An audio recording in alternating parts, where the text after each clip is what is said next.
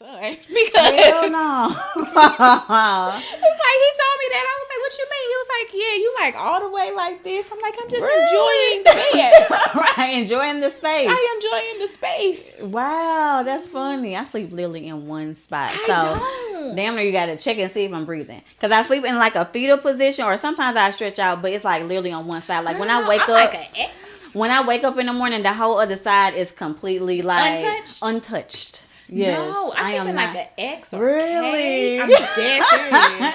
Like I have the best time. The best time of her sleep. I'm happy for you, friend.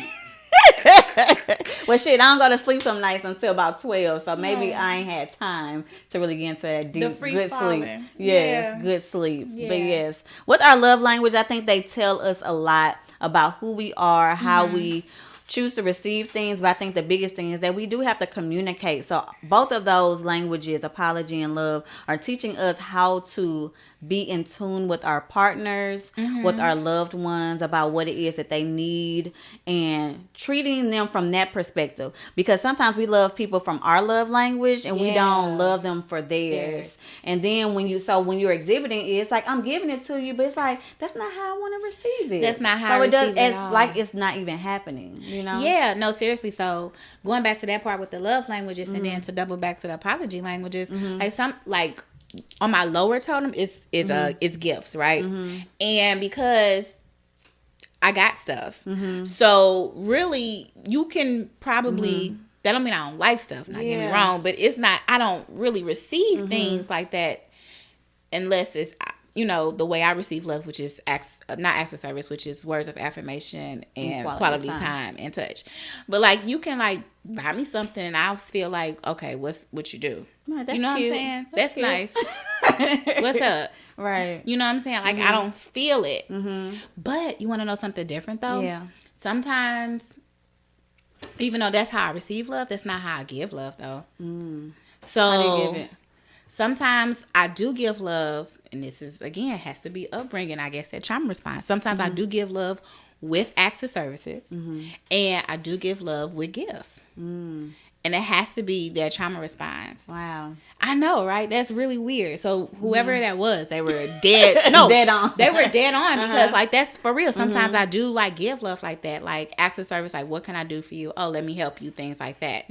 Or like gifts. Oh, okay, I got this little trinket or whatever. I was thinking about you. So that's what I'm saying. That's how I got that, like a gift or something. But that's not necessarily.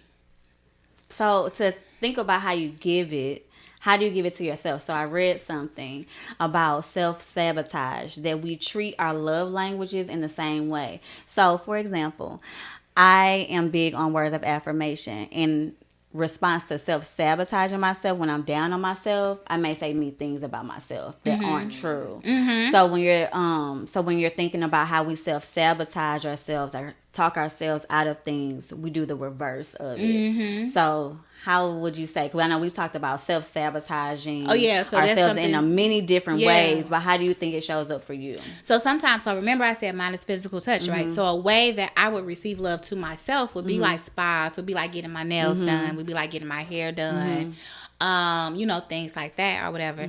And I'm gonna be honest, sometimes I do not make that spa appointment. Yeah, you neglect yourself. I neglect myself in that area, or I do not make that spa appointment, or I do not make that nail appointment or something like that. I'm gonna get my hair done. It's not done now though. You gonna get my hair done? I'm gonna get my hair done. If I don't do nothing else. But that's right. So that's that physical touch to myself, right? I don't get that, and so then. When I say like quality time, sometimes I don't spend that quality time. We were just talking about that earlier. You was like, yes, I had time to sit down, chill, and relax or whatever. And I was like, I still ain't had time to sit down. But I do Being that. busy. But I do that. I like not spend time or give that time to myself. And that's Isn't that interesting? Self-sabotaging myself. Like, I know I need this is a huge thing, because I'm on acts of service of things that I do for others, or things, cleaning my house, or I'm a big cleaner, like very spotless. But when I'm self-sabotaging or I'm in a weird space, I become lazy and procrastinate. So when I think about like that, procrastination is a beast. But it sets me back, and that is how I self-sabotage myself. Like, I'm stressing, it's a lot of pressure on me, but because I'm not doing those things that I love doing around the house, cleaning up, or for others, like, then the reverse of that is hurting me. You know what I'm saying? So that's when I'm in that dark place. If I'm not feeling up to it, or whatever may be going on, I may be feeling some feelings. And yeah, that's how I hurt myself, is in that way. So either speaking down on myself, or, resisting that urge to, do for others, and procrastinating. Yes. Yeah, no, seriously, I do that too. But then again, like you said, speaking down on yourself, like that words of affirmation. Remember I said mine was words of affirmation was a quick second too. So yeah, when I don't speak light of myself, or speak of that light that's in myself, I don't. And you know what? It's so funny, because for you, for if it's my Buddha, for my family, like, I check y'all in the moment. You do of saying all the something time. bad about yourselves. Like, it's so much power in your tongue, because then you begin to believe it, and then you put it out there, and that's what you project.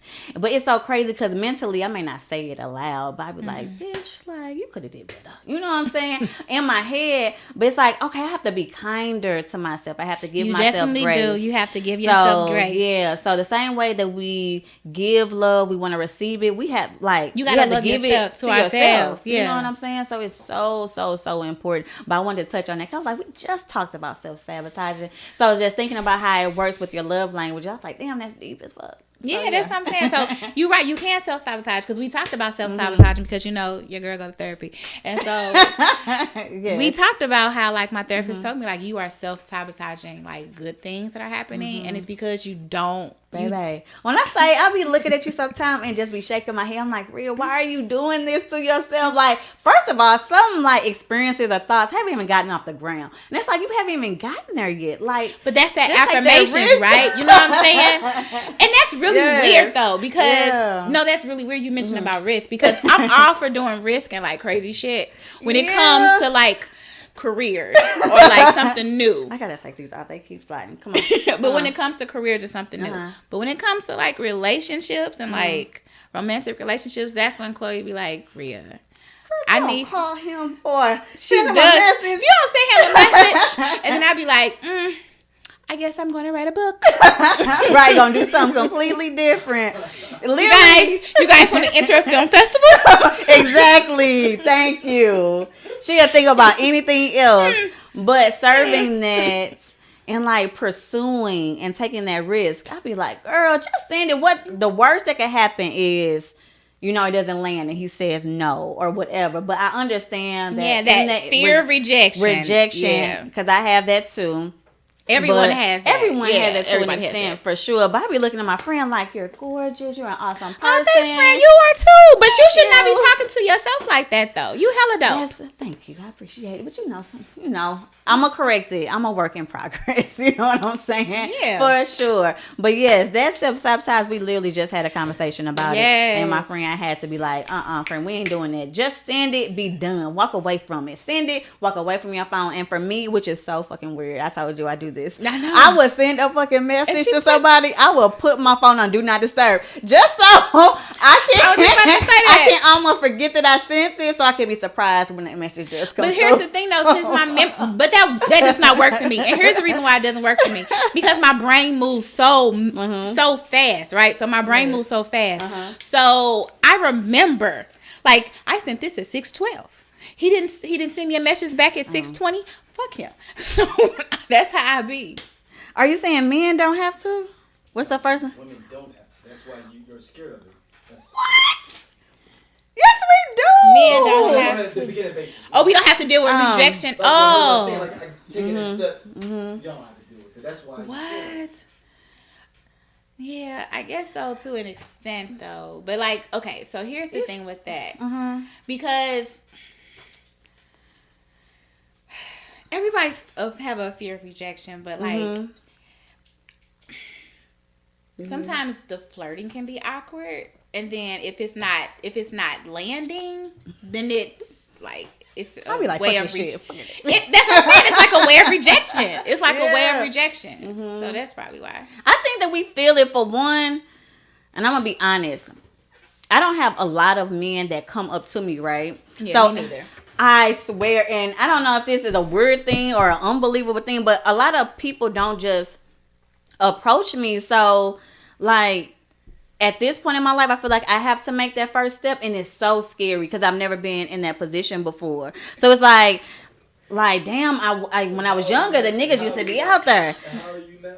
I'm 37. Right. Young 37. No, seriously, that's how I feel too. You guy around your age has been doing this for 30 years. Been doing it for a long time. Yeah. Yeah. But low key, you should be used to it then. I'm not used to it. I'm not used to it at all. So yes, At no, all. I agree. But it's not. But I guess it is. I guess you're It's right, like you so should okay. be low key used to it, or just know that everybody ain't interested. But for me, it's like whenever I did like somebody, they liked me back, and then it went from there. was an But interest- now it's like, damn, where they at? Like, okay, so now I'm gonna have to approach. Like, this is dreadful. No, it really is. So that's how I be feeling too. Like, because Yeah. sometimes I be trying to like start that flirting off, but I had put on my Facebook page, no, Instagram. I don't know how to flirt, so I just be talking about.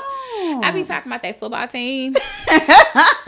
Hopefully that lands. Yeah, that Shit, it got you talking. I really don't know what to do. I don't like. I mean, honestly speaking, if it's like, okay, so let's just say This is so DMs. funny. So let's just say whatever. So let's just say DMs, right? We being real honest. Go ahead. Very. So let's just say, like, it's a flirt conversation over text or whatever. So yeah, it comes off to like, I'm gonna talk about your football team, or I'm gonna talk about like, something that you like that's stupid. But if like we're in person, it turns into like a tease thing. I'm not batting my eyes at you because it makes me feel weird. Yeah, I don't even know how I flirt in person. I'm just saying, I guess just engaging in conversation, like if I'm getting close, or I guess I don't know, but like, this is it's so foreign to me, because going through someone's DMs, either I'm gonna like a picture, I'm gonna be like, but that's what you told me to do. I did. So I was like, go to his story, comment on the story, then y'all can start a dialogue from there. And that was my suggestion. That was your suggestion. Is that wrong? And I was like, this is stupid. But I was like, this is dumb. Can I address what? Can I address Kanye West for the what? For the streets. What you want me to say? But yeah, I don't know how to do it. But yes, give me your question. What was your question? Well, no, Kanye West for the streets. Kanye West. Me and Riv have been talking about this. We definitely been talking about Kanye West for 2 years. So I think it's been a little longer than that though. Maybe. I'm just saying. Yeah. But no, so with Kanye West, right? I'm a Kanye West fan. Still. Not now. Okay. Not now. Y'all got me. Mm-hmm. And here's the reason why. And obviously, I'm not a Kanye West fan right now. Mm-hmm. And that's because that, honestly speaking, his views, I just don't agree with. Yeah. I do not agree with any of the things that he's saying. And then I looked on his Instagram page now. Not like I didn't go to his page, but like you scroll. Yeah. He actually has like a picture that says vote for Herschel Walker. Now, do not get me started. Yes, I'm dead ass. So he actually has a picture that says vote for Herschel Walker. And so again, we talk about Herschel Walker, and I'm like, we collectively, that's something we agree on. Me and Daryl agree on. We don't like Herschel Walker, nah. And so with that being said, I'm not a fan of his, because here's my thing about that.